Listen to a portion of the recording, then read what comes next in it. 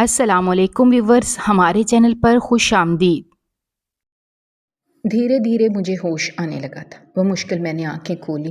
पहले तो मुझे कुछ समझ ना आया कि मैं कहाँ पे हूँ, लेकिन अब मेरे उसान बहाल होने लगे थे। मैं अपने घर के दरवाजे के करीब ही पड़ी थी।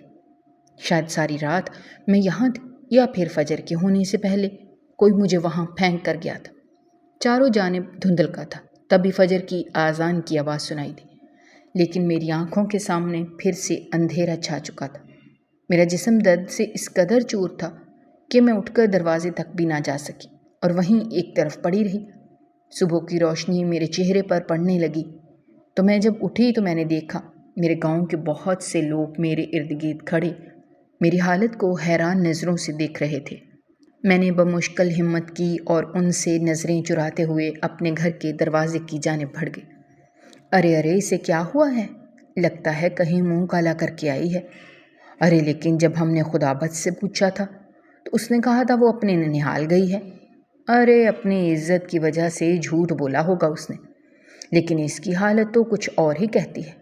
लोगों की आपस की ये सरगोशियाँ मैं बखूबी सुन सकती थी।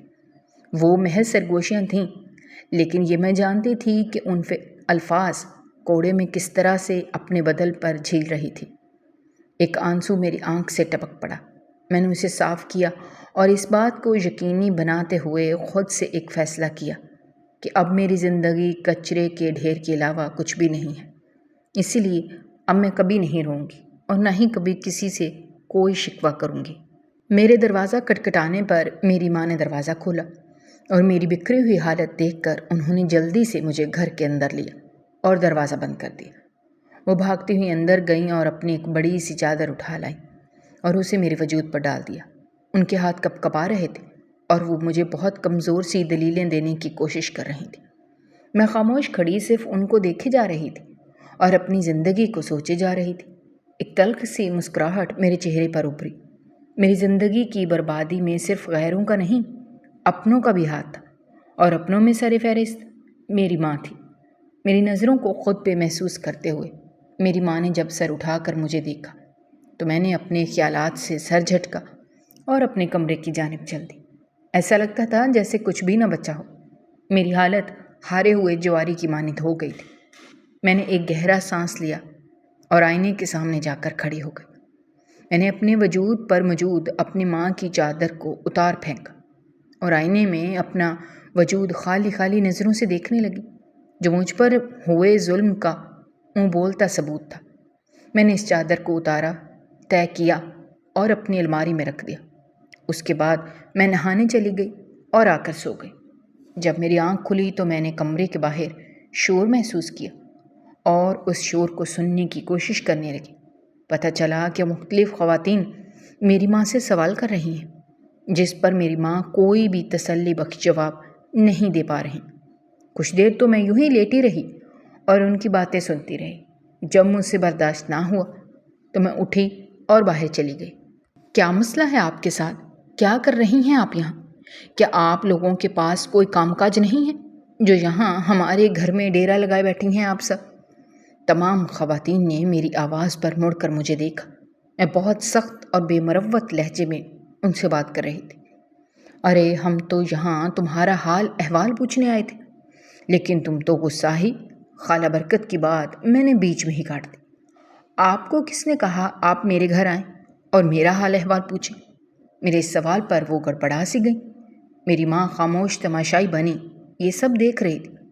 बराए मेहरबानी आप सब लोग यहाँ से चले जाएं। लेकिन हम तो, दरवाज़ा उस तरफ है। इससे पहले कि खाला बशीरा मज़ीद बहस करती मैंने उन्हें बाहर की राह दिखाई। मेरे इस अंदाज पर वो उठ खड़ी हुई। अरे अरे, जा रहे हैं, हमें भी कोई शौक़ नहीं है यहाँ पे बैठे रहने का। आजकल तो भलाई और हमदर्दी का ज़माना ही नहीं है। जिसे देखो त्यूरी चढ़ाए बैठा है। वो तो हमारा ही हौसला था जो तुम्हारा हाल पूछने आ गए, लेकिन आज के बाद नहीं आएंगे। बहुत सी ख़वातीन मुझे गुस्से से देखती हुई बुड़बड़ाती हुई चली गईं। मेरी माँ इन सब के जाने के बाद मेरी जानिब बढ़ी। इससे पहले कि वो मुझसे कुछ कहती मैं अपने कमरे में चली गई और रोने लगी। सब मेरे ही साथ क्यों होना था? मैंने किसी का क्या बिगाड़ा था? अल्लाह ने आखिर इतनी बड़ी आजमाइश के लिए मुझे ही क्यों चुना? یہ ایک کیوں میرے لیے وبال جبان بن چکا تھا۔ اس کیوں کو سوچتے ہوئے میں ماضی میں کھونے لگی تھی۔ یہ 3 ماہ پہلے کی بات ہے جب پورے گاؤں میں میٹرک کے امتحانات کا نتیجہ سامنے آیا تھا، جس میں میں نے پورے ضلع میں ٹاپ کیا تھا اور اپنے گاؤں کا نام روشن کیا تھا۔ مجھے انعامات دینے قریبی گاؤں کے بہت سے لوگ آئے تھے۔ اس کے علاوہ ہمارے ضلع کے بھی بہت سے نامور لوگ ہمارے اسکول میں آئے تھے۔ انہی لوگوں میں ہمارے گاؤں کا سردار بھی شامل تھا۔ اس نے بھی مجھے انعام سے نوازا تھا۔ سب لوگوں کے سامنے اس نے بہت شفقت آمیز رویہ اپناتے ہوئے میرے سر پر ہاتھ رکھا تھا اور مجھے ڈھیر ساری نیک تمناؤں سے نوازا تھا۔ اس دن میں بہت خوشی خوشی گھر آئی اور اپنے باپ کو بتایا کہ آج مجھے میرے گاؤں کے سردار کی طرف سے بھی انعام سے نوازا گیا۔ چونکہ میرے والد سردار کی زمینوں پر کام کرتے تھے، جس کی وجہ سے سردار میرے بابا کو جانتے تھے۔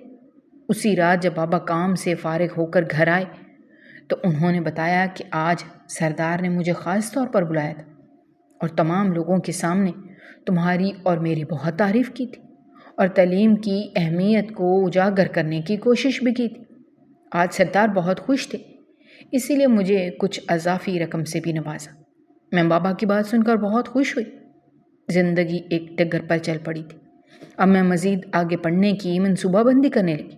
میں ڈاکٹر بننا چاہتی تھی، لیکن ہمارے گاؤں میں چونکہ کوئی میڈیکل کالج نہیں تھا تو میں شہر جانے کی تیاری کرنے لگی۔ میرے بابا نے میری تعلیم کے لیے کچھ جمع پونجی کر رکھی تھی، جس کو میں نے بابا کی رضامندی اور خوشی سے اپنے کالج کے ایڈمیشن اور ضروری اشیاء وغیرہ خریدنے پر خرچ کر دیا۔ بالآخر میرا خواب پورا ہونے کا وقت آ پہنچا تھا۔ مجھے کالج میں اسکالرشپ دیا گیا تھا۔ میں خوش تھی کہ میں بھی اب ایک ڈاکٹر بن جاؤں گی اور غریبوں کی مدد کروں گی۔ زندگی اسی طرح گزر رہی تھی کہ ایک رات اچانک میرے بھائی کو بہت تیز بخار ہو گیا۔ ہم اسے قریبی ڈاکٹر کے پاس لے گئے اور وہاں اس کا علاج کروایا۔ چند دن علاج کروانے کے باوجود بھی جب اسے کوئی افاقہ نہیں ہوا تو اس پر میرے والدین کی پریشانی میں اضافہ ہوتا چلا گیا۔ گھر میں جو تھوڑی بہت جمع پونجی رہ گئی تھی وہ حامد کے علاج پر خرچ کر دی گئی۔ چونکہ میرے والد حامد کو قریبی سرکاری ہسپتال لے گئے تھے، جہاں جو جمع پونجی رہ گئی تھی وہ حامد کے ٹیسٹ اور دوائیوں پر خرچ ہو گئی تھی۔ اب ہمارے پاس علاج کے لیے پیسے نہیں بچے تھے۔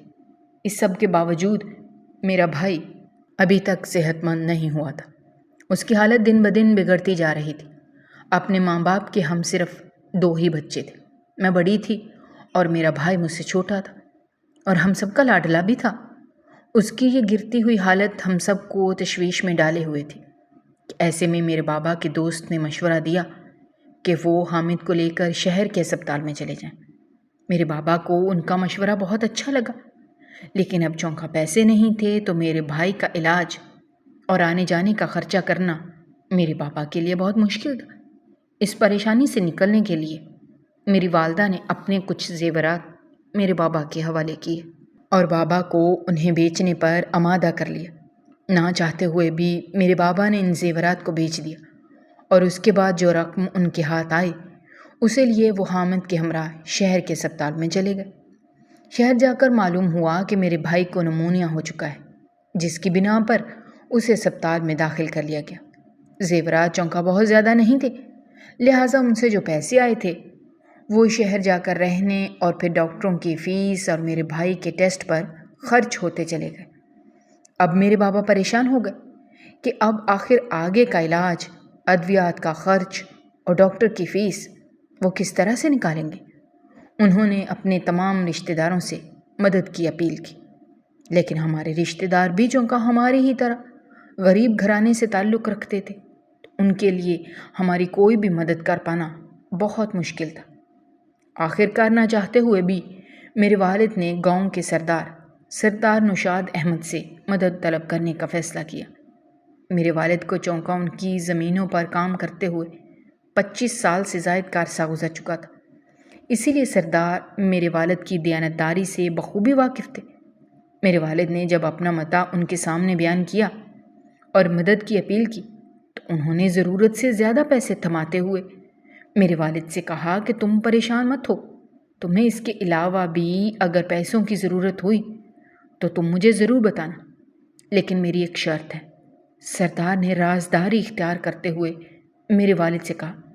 تو میرے والد نے چونک کر ان کی طرف دیکھا اور کہا، سردار آپ کا حکم سر آنکھوں پر، کہیے میں آپ کی کیا خدمت کر سکتا ہوں؟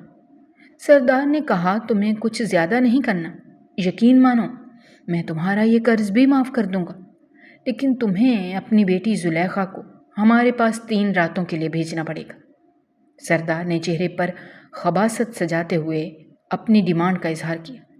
یہ سنتے ہی میرے والد غصے سے بے حال ہو گئے۔ وہ شاکی نگاہوں سے کبھی پیسوں کی طرف دیکھتے اور کبھی سردار کی طرف۔ میرے والد نے غصے پر ضبط کرتے ہوئے کہا، آپ ایسا کیسے سوچ سکتے ہیں؟ وہ میری بیٹی ہے، میں ایسا نہیں کر سکتا۔ میرے والد نے 2 ٹوک انداز میں کہا، سوچ لو۔ سردار نے اتراتے ہوئے کہا، تمہارا بیٹا زندگی اور موت کی جنگ لڑ رہا ہے، کیا تمہیں اس کے علاج کے لیے پیسے نہیں چاہیے؟ سردار نے پیسوں کی طرف اشارہ کرتے ہوئے اپنی ایک اور چال چلی۔ میرے والد اب حقیقی طور پر بہت پریشان ہو چکے تھے، چونکہ وہ سب سے مدد پہلے ہی طلب کر چکے تھے، جس پر انہیں ناکامی کا سامنا کرنا پڑا تھا، اور اب میرے بھائی کا جب علاج چل رہا تھا تو وہ نہیں چاہتے تھے کہ وہ بیچ راہ میں حامد کا علاج چھڑوا دیں اور بعد میں کسی بڑے غم میں مبتلا ہو جائیں۔ میرے والد خاموشی سے سردار کے گھر سے واپس آ گئے۔ اس رات میں نے پہلی مرتبہ اپنے والد کو بہت پریشان پایا۔ مجھے لگا شاید وہ حامد کی وجہ سے پریشان ہے۔ میں انہیں تسلیاں دینے لگی اور پانی کا گلاس تھماتے ہوئے کہا، بابا اللہ کوئی نہ کوئی راستہ ضرور نکال دے گا، آپ پریشان مت ہوں، آپ یہ پانی پی لیں اور حوصلہ رکھیں، اللہ سب ٹھیک کر دے گا۔ میرے بابا نے پانی کا گلاس تھامتے ہوئے مجھے کلائی سے پکڑا اور اپنے پاس بٹھا لیا۔ کچھ پل وہ یوں ہی مجھے دیکھتے رہے اور پھر اچانک مجھے گلے لگا کر رونے لگے۔ میں حیران نظروں سے کبھی اپنے والد کو دیکھتی اور کبھی اپنی ماں کو۔ میری ماں بھی پریشان تھی کہ آخر اچانک سے میرے بابا کو ہو کیا گیا ہے، اتنے کمزور تو وہ کبھی بھی نہیں تھے۔ دل کا غبار جب رونے سے نکل گیا تو انہوں نے مجھے خود سے الگ کیا اور کہا، جاؤ بیٹا سو جاؤ۔ میں خاموشی سے اٹھی اور اپنے کمرے کی جانب چل دی، لیکن ان کا رویہ آج مجھے بہت پریشان کر رہا تھا۔ اسی لیے میں نے اپنے کمرے میں جا کر دروازہ بند کیا اور کھڑکیوں کے قریب بیٹھ گئی۔ میری والد اور والدہ باہر صحن میں بیٹھے تھے۔ میری والدہ میرے والد کو تسلی دے رہی تھی۔ کیا سردار نے پیسے دینے سے انکار کر دیا ہے؟ میری والدہ نے تشویشناک لہجے میں پوچھا۔ نہیں راشدہ، سردار نے پیسے مجھے دے دیے تھے، لیکن میں انہیں ہاتھ نہ لگا پایا، میرے والد نے تھکے ہوئے لہجے میں کہا۔ لیکن کیوں؟ آپ جانتے ہیں کہ حامد کو اگر بروقت علاج نہ دیا گیا تو وہ زندگی کی بازی ہار جائے گا، میری والدہ نے پریشان ہوتے ہوئے کہا۔ راشدہ، سردار کی ایک شرط تھی جو میں پوری ہی نہیں کر سکا۔ یہ بالکل ایسے ہے کہ اگر میں اپنے بیٹے کو بچاؤں گا تو اپنی بیٹی کو ہمیشہ کے لیے کھو دوں گا، اور اگر بیٹی کو بچاؤں گا تو اپنے بیٹے کو ہمیشہ کے لیے کھو دوں گا۔ اللہ کبھی کسی کو اس دوراہے پر لا کر کھڑا نہ کرے۔ کیا مطلب ہے آپ کی اس بات کا؟ میری ماں نے بابا کو ناسمجھی سے دیکھتے ہوئے پوچھا۔ تم جانتی ہو سردار نوشاد نے کس شرط پر مجھے پیسے دینے ہیں؟ امی نے سوالیہ نظروں سے ان کی طرف دیکھا اور کہا، آخر سردار نے شرط کیوں رکھ رہے ہیں جبکہ ہم تو ان سے پیسے واپس کر دیں گے؟ ان کو پیسے واپس نہیں چاہیے، ان کی شرط ہے کہ میں اپنی زلیخا کو 3 رات کے لیے ان کے گھر چھوڑاؤں، بابا نے تھکن زدہ لہجے میں کہا اور چہرہ اپنے ہاتھوں میں چھپا کر پھوٹ پھوٹ کر رونے لگے۔ لیکن مجھ میں اتنا حوصلہ نہیں ہے کہ میں اپنی بیٹی کو کھو دوں۔ یہ سنتے ہی جہاں میری والدہ تقریباً چیخ اٹھی تھی، وہیں میرے پاؤں کے نیچے سے بھی زمین نکل گئی تھی۔ سردار جو کہ میری والد سے بھی عمر میں بہت بڑے تھے، وہ ایسی ڈیمانڈ کر رہے تھے، میں سوچ بھی نہیں سکتی تھی۔ میں سمجھ نہیں پا رہی تھی کہ آخر وہ ایسی گھٹیا ڈیمانڈ کیوں کر رہے ہیں۔ میں تو یہ سنتے ہی نیم مردہ سی ہو گئی تھی۔ پھر آپ نے کیا کہا؟ میری والدہ نے تشویشناک لہجے میں میرے والد سے پوچھا۔ میں نے انکار کر دیا راشدہ، لیکن اب میں پریشان ہوں کہ علاج کے لیے پیسے کہاں سے لاؤں؟ میری والدہ نے تسلی دیتے ہوئے کہا، اللہ کوئی نہ کوئی راستہ ضرور نکال دے گا، آپ ہمت سے کام لیں۔ 3 دن یوں ہی خاموشی سے گزر گئے۔ نہ میں نے حامد کے بارے میں پوچھا، نہ میرے والدین نے حامد کے بارے میں کوئی بات کی۔ 3 دن کے بعد ہاسپٹل سے فون آیا اور ڈاکٹرز نے کہا کہ حامد کے کچھ ٹیسٹ کروانے پڑیں گے کیونکہ اس کی طبیعت اچانک سے خراب ہو گئی ہے، اسی لیے بہتر یہی ہے کہ آپ جلد از جلد ہاسپٹل پہنچیں۔ میرے والدین یہ سنتے ہی پریشان ہو گئے کیونکہ پیسے تو نہیں تھے اور اوپر سے حامد کی طبیعت اچانک خراب ہو جانا میرے والدین کے لیے دوہرے صدمے کی مانند تھا۔ بابا کچھ دیر امی سے باتیں کرتے رہے اور پھر باہر چلے گئے۔ میری والدہ میرے کمرے میں آئیں اور میرے سر پر ہاتھ پھیرتے ہوئے کہا، ایسا کرو آج تم بھی ہمارے ساتھ ہاسپٹل چلو۔ لیکن میں کیا کروں گی وہاں جا کر؟ میں نے اداسی سے کہا۔ امی اٹھیں اور میرے کپڑے نکال کر کہا، یہ کپڑے پہن کر تیار ہو جاؤ زلیخا اور اپنے بابا کے ساتھ ہاسپٹل چلی جاؤ، کیونکہ آج میری طبیعت ٹھیک نہیں ہے تو میں نہیں جا پاؤں گی۔ آج پہلی مرتبہ میری والدہ نے بہت سادہ سے الفاظ میں بنا کسی تمہید کے مدعے کی بات کی تھی۔ مجھے ان کا یہ رویہ کھٹکا تھا۔ خیر میں نے بھی بنا کسی جواز کے ان کی ہدایات پر عمل کیا اور تیار ہو کر اپنے والد کے ساتھ اسپتال جانے کے لیے نکل پڑی۔ میری والدہ حسرت بھری نظروں سے مجھے دیکھ رہی تھیں۔ چلتے چلتے ہم ہسپتال جانے کے بجائے سردار نشاد کی حویلی کے راستے پر چل پڑے۔ وہ جو کچھ عجیب سا مجھے لگ رہا تھا اب مجھے اس کی سمجھ آنے لگی تھی۔ میں حیرانگی سے کبھی اپنے والد کو دیکھتی اور کبھی سامنے نظر آ رہی حویلی کو، لیکن میرے والد نے بنا میری طرف دیکھے میرا ہاتھ مضبوطی سے تھاما اور مجھے لیے حویلی میں داخل ہو گئے۔ سردار نشاد اس وقت اپنی بیٹھک میں بیٹھے تھے۔ جب انہیں ان کے ملازم نے ہمارے آنے کی اطلاع دی تو وہ اٹھ کر ہماری طرف آئے۔ میرے والد نے سر جھکاتے ہوئے کہا، سردار آپ مجھے پیسے دے دیجئے اور 3 رات کے لیے اس کو اپنے پاس رکھ لیجئے۔ میرے والد کا یہ کہنا تھا کہ میں ایک دم سے چیخ پڑی، نہیں بابا، خدا را یہاں نہ چھوڑیں مجھے، ہم محنت کریں گے، ہم کوئی نہ کوئی راستہ نکالیں گے، لیکن مجھے یہاں نہ چھوڑیں، بابا خدا را رحم کریں۔ ایک دم سے میں نے اپنے باپ کی کلائی کو تھاما۔ سردار نے اپنے ملازم کو اشارہ کیا، اس نے مجھے میرے باپ سے الگ کیا اور کھینچتے ہوئے ایک کمرے کی جانب چل پڑا۔ میں آخر تک وہ منظر دیکھتی رہی۔ سردار نے جیب سے کچھ پیسے نکالے، میرے باپ کو دیے اور میرے باپ نے بنا نظریں اٹھائے، بنا مجھے دیکھے حویلی سے باہر چلے گئے۔ میں چیختی چلاتی رہ گئی، لیکن کسی پر اس بات کا اثر نہ ہوا۔ نہیں خدا را میرے قریب مت آئیں، اس ذلت کے بعد میں مر جاؤں گی، مجھے رسوا مت کریں، خدا را مجھ پر رحم کریں۔ دیکھیں میں تو آپ کی پوتی کی ہم عمر ہوں، آپ ایسا کیسے کر سکتے ہیں میرے ساتھ؟ میں نے روتے ہوئے اس انسان سے بلک بلک کر اپنی عزت کی بھیک مانگی اور قریب نہ آنے کی منتیں کرنے لگی، لیکن وہ انسان ایک درندہ بنا اپنے چہرے پر خباثت بھری مسکراہٹ سجائے قدم قدم میری طرف بڑھ رہا تھا۔ جیسے جیسے وہ میرے قریب آتا جا رہا تھا ویسے ویسے میں کمزور ہوتی جا رہی تھی، لیکن یہ وقت میرے ٹوٹ کر بکھرنے کا نہیں بلکہ میری ہمت دکھانے کا تھا۔ میں نے اپنے ارد گرد نظر دوڑائی تو مجھے ٹیبل پر رکھا ایک چھوٹا سا واز نظر آیا۔ اس سے پہلے کہ وہ کچھ سمجھتا میں نے بنا وقت ضائع کیے تیزی سے اٹھ کر اس واز کو اٹھایا اور قریب آتے ہوئے اس وجود کے سر پر پوری قوت سے وہ واز دے مارا۔ وہ اس اچانک حملے کے لیے تیار نہیں تھا، اس لیے اپنے سر کو تھامے درد سے کراہنے لگا۔ میں نے اسی بات کا فائدہ اٹھاتے ہوئے کمرے سے باہر دوڑ لگا دی۔ ابھی میں باہر کے دروازے سے بہت دور تھی جب پیچھے سے کسی نے مجھے بالوں سے پکڑا اور ایک بار پھر گھسیٹتے ہوئے مجھے اسی کمرے کی طرف لے جانے لگا۔ اس انسان کی مضبوط گرفت سے میرے سر میں درد ہونے لگا تھا۔ تکلیف کی شدت کی وجہ سے میں سر دائیں بائیں مارنے لگی اور ایک بار پھر اس کی منتیں کرنے لگی، لیکن اس وجود پر کوئی اثر نہیں ہوا۔ وہ مجھے لیے جیسے جیسے اس کمرے کے قریب جا رہا تھا میرا وجود اسی رفتار سے نڈھال ہونے لگا تھا۔ خوف سے میری جان نکلتی جا رہی تھی، لیکن اس کمرے کے پاس پہنچ کر اس انسان نے مجھے کمرے میں بند کرنے کے بجائے اس کمرے کے ساتھ موجود سیڑھیوں سے نیچے لے جانے لگا۔ اصل میں تو میری جان اب فنا ہوئی تھی، اور اب میں سوچنے لگی تھی کہ آخر یہ مجھے کہاں لے جا رہا ہے، اب میرا کیا انجام ہوگا۔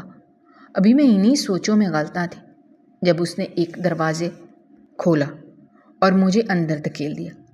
اندر گھپ اندھیرا تھا۔ اس سے پہلے کہ میں اٹھتی اور دوبارہ اس تک پہنچتی، وہ کمرے کا دروازہ بند کر چکا تھا۔ میں نے دروازہ پیٹنا شروع کر دیا اور چیخ چیخ کر اسے خدا کے واسطے دینے لگی، لیکن وہ تو جیسے بے حس بن چکا تھا۔ آخر کار تھک ہار کر میں سو گئی تھی۔ تبھی آدھی رات کو دروازہ کھلا اور کسی نے میرے بازو پر کوئی سبوئی چوئی۔ شاید وہ کوئی نیند کا انجیکشن تھا۔ اس کے بعد مجھے کچھ ہوش نہ رہا، اور جب بھی ہوش آتا مجھے پھر سے وہی انجیکشن لگا دیا جاتا۔ جانے وہ کون تھا جو یہ سب کر رہا تھا، مگر اب مجھ میں کوئی سکت باقی نہ رہی تھی۔ میں چاہ کر بھی کچھ نہیں کر پا رہی تھی۔ میں مفلوج ہو کر رہ گئی تھی۔ وقت گزرتا گیا اور ایک رات مجھے کچھ ہوش آیا تو میں نے سنا ایک عورت کی آواز تھی جو کسی سے کہہ رہی تھی، آج اسے یہاں 3 دن گزر چکے ہیں، سردار اپنی قیمت وصول کر چکا ہے، اب اسے یہاں سے لے جا کر اس کے باپ کے گھر پہنچا دو تاکہ کوئی اسے دیکھے نہ، بس آدھی رات کا وقت ٹھیک رہے گا، سمجھے؟ وہ عورت غصے میں لگ رہی تھی اور اس نے دبی ہوئی آواز میں کسی سے کہا تھا۔ تبھی ایک مرد کی آواز آئی، جی بی بی سائیں، آپ کا حکم سر آنکھوں پر، میں اسے بحفاظت وہاں پہنچا دوں گا۔ مجھے یقین نہیں آ رہا تھا کہ آج 3 دن اور 3 راتیں گزر چکی تھیں۔ میری آنکھیں رو رو کر اب بالکل خشک ہو چکی تھیں۔ جتنا ماتم میں نے اپنی پھوٹی تقدیر پر کرنا تھا میں کر چکی تھی۔ اب مجھ میں رونے کی یا کچھ بھی سوچنے کی ہمت باقی نہیں رہی تھی۔ اور پھر 3 دن اور 3 راتوں کے بعد اس نے شاید مجھے رات کے پہر میرے گھر کے سامنے پھینکوا دیا، اور جس نے مجھے یہاں تک لایا تھا اس نے میرا دروازہ کھٹکھٹانے کی ضرورت بھی محسوس نہ کی تھی، اور مجھے گلی میں پھینکا اور چلا گیا۔ میں نے وہ 3 دن اور 3 راتیں بہت اذیت میں گزاری تھیں۔ اب جب میں گھر آ چکی تھی تو میرے ارد گرد کے لوگ مجھے جینے نہیں دے رہے تھے۔ میرا چہرہ سوج چکا تھا، مجھے اپنا وجود تکلیف دے رہا تھا۔ میں نے اپنی زندگی سے تنگ آ کر ایک فیصلہ کیا۔ میں اٹھی اور کچن میں گئی۔ وہاں موجود نیند کی گولیوں کی شیشی جو اماں کو پچھلے ماہ ڈاکٹر نے دی تھی مگر وہ کھاتی نہیں تھی، میں نے وہ اٹھائی اور اپنے کمرے میں آ کر دروازہ بند کیا اور اس شیشی میں موجود ساری گولیاں نکل لیں۔ میری والدہ چونکا ان تمام گھروں میں آئی خواتین سے معذرت کرنے دروازے تک گئی تھیں، اور جب واپسی پر انہوں نے یوں ہڑبڑا کر اپنے کمرے میں داخل ہوتے ہوئے دیکھا تو انہیں کچھ غلط ہونے کا احساس ہوا، اور اچانک سب کچھ چھوڑ کر میری طرف بھاگی اور دروازہ پیٹنے لگی، لیکن تب تک میں گولیاں نگل چکی تھی۔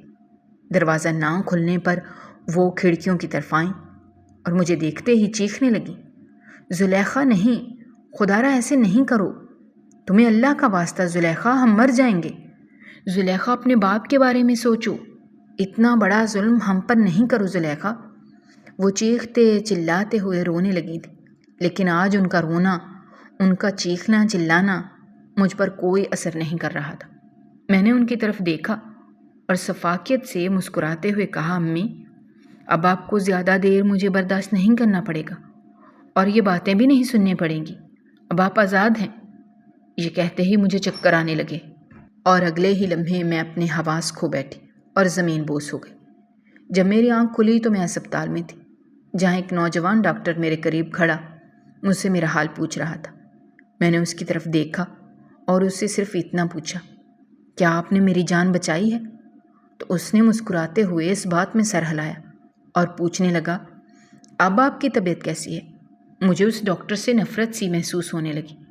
میں نے اپنی پوری قوت سے چلا کر پوچھا، تم نے مجھے مرنے کیوں نہیں دیا؟ اگر آج میں مر جاتی تو کم از کم اس دنیا سے اور اس ذلت بھری زندگی سے نجات مل جاتی، لیکن تم جیسے گھٹیا انسان مجھے مرنے بھی نہیں دے رہا۔ مجھے میری مرضی سے کچھ کرنے کا حق ہے یا نہیں؟ یہ کہتے ہی میں پھوٹ پھوٹ کر رونے لگی اور نہ جانے کیا کیا اسے کہتی چلی گئی۔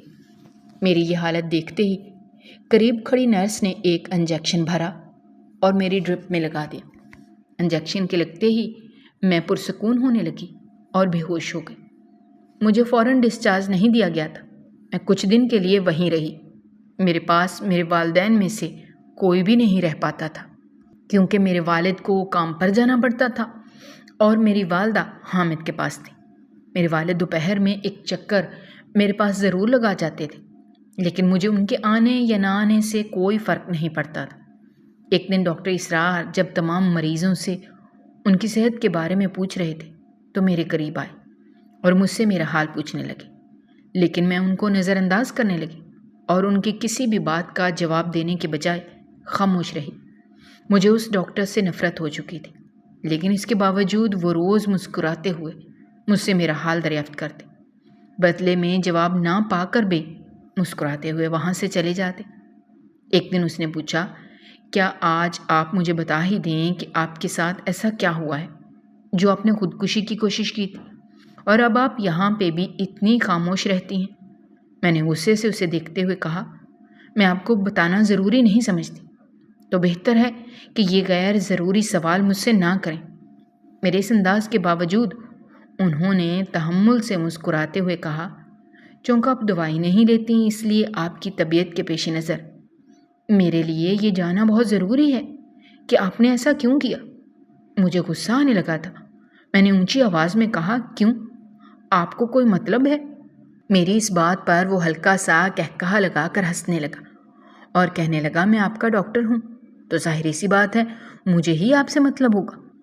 اس کی بات پر مجھے بہت غصہ آیا، لیکن میں خاموش رہی۔ وہ ڈاکٹر اب روز آتا، میرا حال پوچھتا اور جواب نہ پا کر بھی خوش رہتا۔ میرے سرد رویے کے باوجود اب وہ مجھ سے اپنی باتیں شیئر کرتا تھا، اپنی اسکول لائف، کالج لائف اور پھر اپنے ڈاکٹر بننے کا یہ سفر۔ اس نے مجھے بتایا کہ اس کے گھر والے اس چیز کے سخت خلاف تھے۔ اس نے یہ سب کچھ اپنے باپ کی مخالفت میں جا کر کیا ہے اور بہت مطمئن ہے۔ اس کی ان روز کی باتوں سے میں اس سے مانوس ہونے لگی تھی۔ میں بھی اس کی باتیں سنتی اور اسے جواب دینے لگی تھی اور اس کے لطیفوں پر ہنسنے لگی تھی۔ ہم میں اب بہت اچھی دوستی ہو گئی تھی۔ ہاسپٹل سے ڈسچارج ہونے سے 2 دن پہلے وہ میرے پاس آیا اور پوچھا، اب تو آپ خوش ہیں نا کہ آپ کو روز میری شکل نہیں دیکھنی پڑے گی اور غصہ بھی نہیں کرنا پڑے گا؟ یقین مانیں میں آپ کو اپنی ساری زندگی یاد رکھوں گا، کیونکہ ابھی تک میں نے اتنا عجیب مریض نہیں دیکھا۔ میں اس کی بات پر خاموش رہی، کیونکہ میں جانتی تھی کہ اب گھر جاتے ہی مجھے پھر سے اپنے ارد گرد کے لوگوں کو جواب دہ ہونا پڑے گا کہ پہلے وہ میری حالت کیوں تھی، اس کے بعد پھر میں نے اپنی جان لینے کی کوشش کیوں کی۔ میں یہ سب یاد کر کے رونے لگی تھی۔ وہ میری اس حالت کو دیکھ کر بوکھلا گیا اور مجھ سے پوچھنے لگا کہ آپ کیوں رو رہی ہیں؟ آپ کی طبیعت ٹھیک ہے نا؟ میں نے روتے ہوئے کہا، نہیں، کچھ بھی ٹھیک نہیں ہے۔ اب میری زندگی میں کچھ بھی ٹھیک نہیں ہو سکتا، سب برباد ہو گیا ہے۔ اس نے مجھے تسلی دیتے ہوئے کہا، میں نے آپ سے اپنی اتنی باتیں، اتنی یادیں بانٹی ہیں، اگر آپ مجھے اپنا ہمدرد سمجھتی ہیں تو ایک دوست کی حیثیت سے میں آپ سے یہ پوچھنا چاہتا ہوں، کیا آخر آپ کے ساتھ ایسا کیا ہوا جس نے آپ کو اتنا بڑا قدم اٹھانے پر مجبور کر دیا؟ میں نے ابھی تک اپنی یہ باتیں کسی سے بانٹی نہیں تھی اور اب میرا دل چاہتا تھا کہ اب میں اپنے اندر کا غبار کسی دوسرے سے بانٹ لوں۔ اس کے دوست کہنے پر میں نے اپنی آنکھوں سے آنسو صاف کیے اور مسکراتے ہوئے کہا، کیا میرا مان رکھیں؟ اس نے کہا، اس پوری دنیا میں اگر کوئی بنا مطلب کے ماں باپ کے بعد مان رکھتا ہے تو وہ دوست ہی ہوتے ہیں۔ آپ اپنی باتیں مجھ سے بانٹ سکتی ہیں۔ میں نے آنسو صاف کیے اور گہری سانس لیتے ہوئے اپنے ماضی کا ہر پہلو اس کے سامنے کھول کر رکھ دیا۔ وہ خاموشی سے میری باتیں سنتا رہا۔ جب میں نے اس کے سامنے سردار نوشاد کا نام لیا تو میں نے محسوس کیا کہ اس کا چہرہ اچانک سے سرخ ہو گیا ہے، ایسے جیسے وہ کسی بات پر ضبط کر رہا ہو۔ میری بات سننے کے بعد وہ بنا کچھ کہے، بنا میری طرف دیکھے اٹھا اور چلا گیا۔ میں سمجھ گئی تھی کہ وہ بھی میرے ارد گرد موجود لوگوں کی طرح نکلا اور میری حقیقت جان کر مجھے چھوڑ کر چلا گیا۔ میں 2 دن کے بعد جب اپنے گھر آئی تو اسی شام میں ڈاکٹر اسرار ہمارے گھر آ پہنچے۔ میں ان کی غیر متوقع آمد پر حیران رہ گئی۔ میرے والدین بھی گھر آ چکے تھے کیونکہ میرے بھائی کا علاج مکمل ہو چکا تھا اور اب اسے صرف اچھی خوراک اور آرام کی ضرورت تھی۔ میرے والدین بھی ڈاکٹر اسرار کی آمد پر بہت حیران تھے۔ ڈاکٹر اسرار کچھ دیر بیٹھے اور اس کے بعد بنا کسی تمہید کے انہوں نے کہا، میں آپ کی بیٹی زلیخا سے نکاح کرنا چاہتا ہوں۔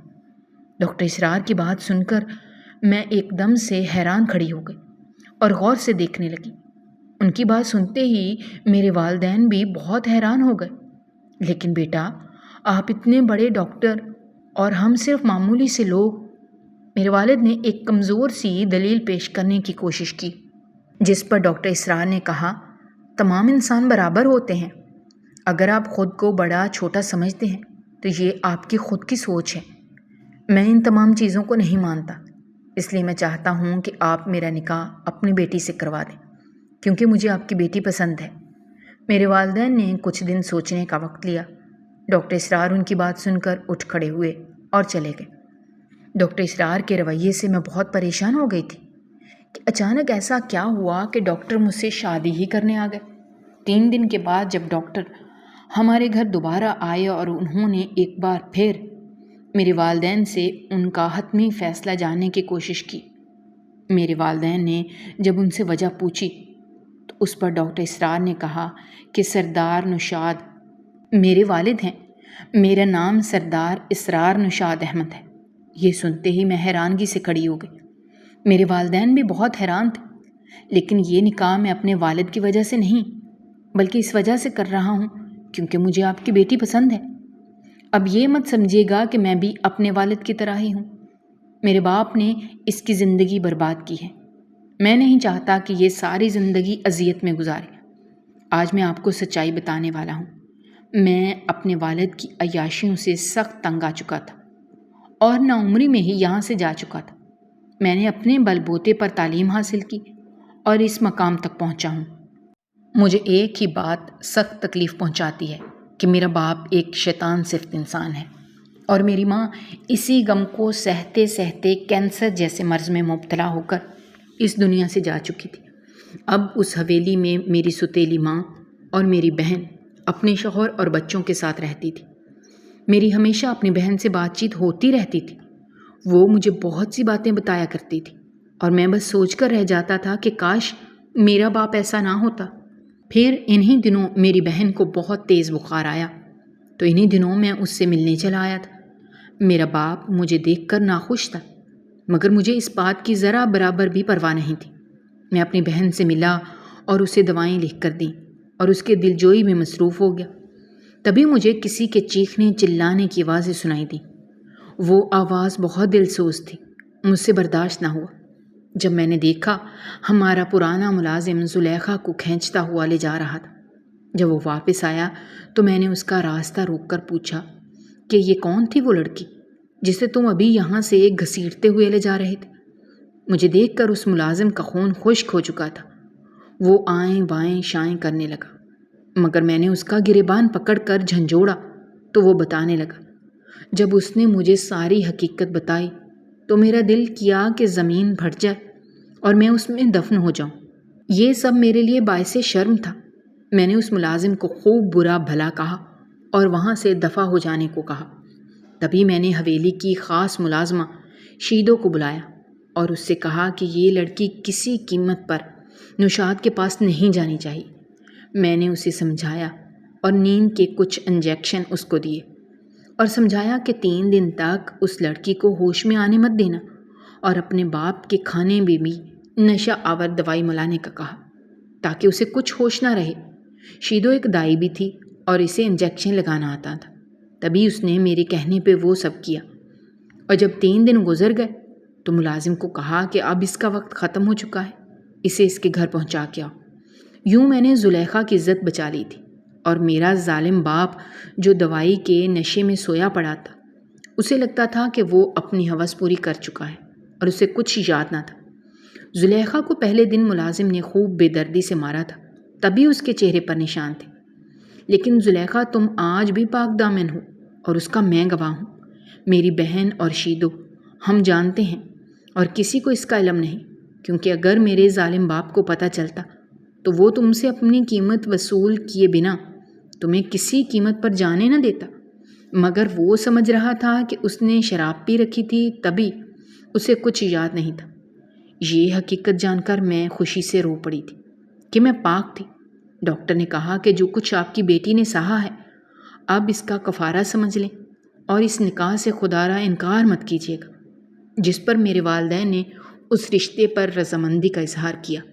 چند ہی دنوں کے بعد ڈاکٹر اسرار کے کچھ دوستوں اور ہمارے کچھ قریبی رشتہ داروں کی موجودگی میں میرا ان سے نکاح ہو گیا اور میں منقوہہ اسرار بن کر اپنے گھر سے خاموشی سے رخصت ہو گئی۔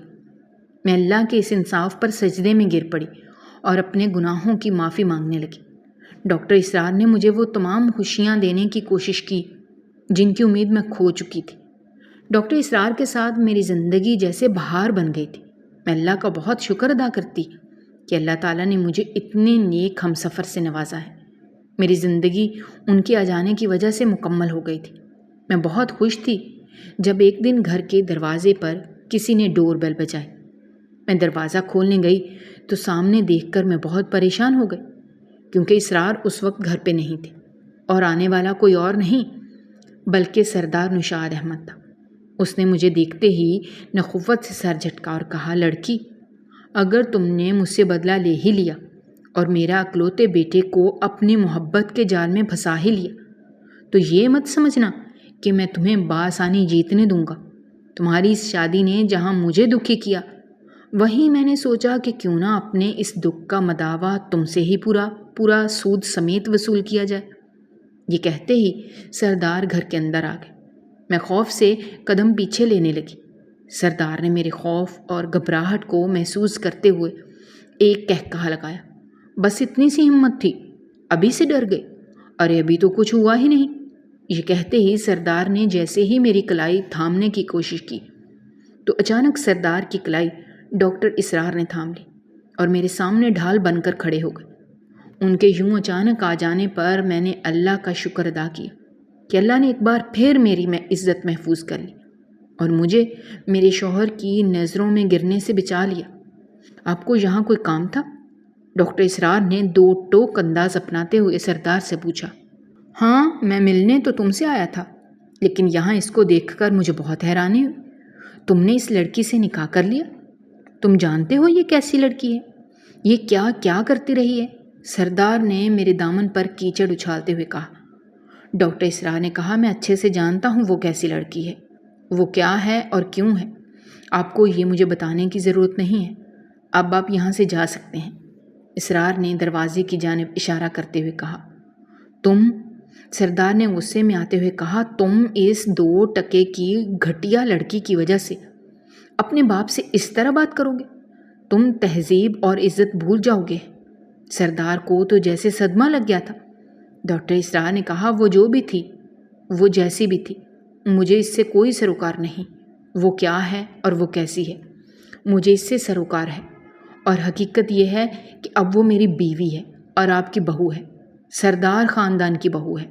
بہتر یہی ہے کہ آپ اپنے دماغ میں آئے فطور سے جان چھڑا لیں، کیونکہ یہی آپ کے لیے بہتر ہوگا، اور دوبارہ یہاں آنے کی اور مجھ سے رابطہ قائم کرنے کی کوشش مت کیجیے گا، کیونکہ پہلے ہی آپ میری زندگی میں بہت زہر گھول چکے ہیں۔ اب میں آپ کو اپنی زندگی برباد کرنے نہیں دوں گا۔ لیکن تم، سردار نے کچھ کہنے کی کوشش کی، جس پر اسرار نے ہاتھ اٹھا کر انہیں روکا۔ آپ یہاں سے جا سکتے ہیں کیونکہ مجھے آپ سے کوئی بات نہیں کرنی۔ ڈاکٹر اسرار نے حتمی انداز اپناتے ہوئے ہاتھ کے اشارے سے سردار نشاد کو باہر دروازے کی طرف اشارہ کرتے ہوئے کہا۔ ڈاکٹر اسرار کے اس رویے پر سردار نشاد غصے میں آ گئے اور مغالطات بکتے ہوئے گھر سے باہر چلے گئے۔ میں رو رہی تھی۔ ایک بار پھر مجھے میری عزت کے لوٹ جانے کا خطرہ تھا، لیکن ڈاکٹر اسرار نے بروقت آ کر تمام معاملات سنبھال لیے تھے۔ سردار نشاد کے جانے کے بعد ڈاکٹر صاحب میری طرف مڑے اور مجھے مسکراتے ہوئے دیکھتے ہوئے کہا، تمہیں رونے کی یا ڈرنے کی کوئی ضرورت نہیں ہے، تمہارا شوہر ابھی زندہ ہے، اور بحیثیت تمہارا شوہر میں نے یہ حق کسی کو نہیں دیا کہ وہ آئے اور تمہیں ذلیل کرے۔ اس لیے اب یہ رونا بند کرو اور ایک اچھی سی چائے بنا کر دو۔ میرے سر میں بہت درد ہو رہا ہے، ڈاکٹر اسرار نے مجھے اپنے سینے سے لگاتے ہوئے کہا۔ میں نے اس بات میں سر ہلایا اور کچھ پل کے بعد چائے بنا کر اسرار کے سامنے ٹیبل پر رکھی۔ میں جب وہاں سے جانے لگی تو ڈاکٹر اسرار نے میرا ہاتھ پکڑ لیا اور کہا، کہاں جا رہی ہو؟ انہوں نے پیار بھرے لہجے میں مجھ سے پوچھا۔ اللہ کا شکر ادا کرنے جا رہی ہوں۔ میری بات سنتے ہی ڈاکٹر اسرار مسکرانے لگے اور میرے ساتھ اٹھ کھڑے ہوئے۔ میں بھی تمہارے ساتھ چلتا ہوں تاکہ ہم مل کر اللہ کا شکر ادا کر سکیں۔ ڈاکٹر اسرار نے میرا ہاتھ تھامتے ہوئے کہا، لیکن یہ چائے؟ میں نے مسکراتے ہوئے ان سے پوچھا تو اس پر ڈاکٹر اسرار نے کہا، چائے میں پھر پی لوں گا، لیکن ابھی اللہ کا شکر ادا کرنا ضروری ہے۔ ان کی بات پر میں مسکرانے لگی اور اس کے بعد ہم دونوں شکرانے کے نفل ادا کرنے کے لیے اندر کمرے کی جانب بڑھ گئے۔ اگر آپ کو ہماری کہانیاں پسند آ رہی ہیں تو ہمارے چینل کو سبسکرائب کیجیے، ویڈیوز پر کمنٹ کیجیے اور شیئر کیجیے۔ شکریہ۔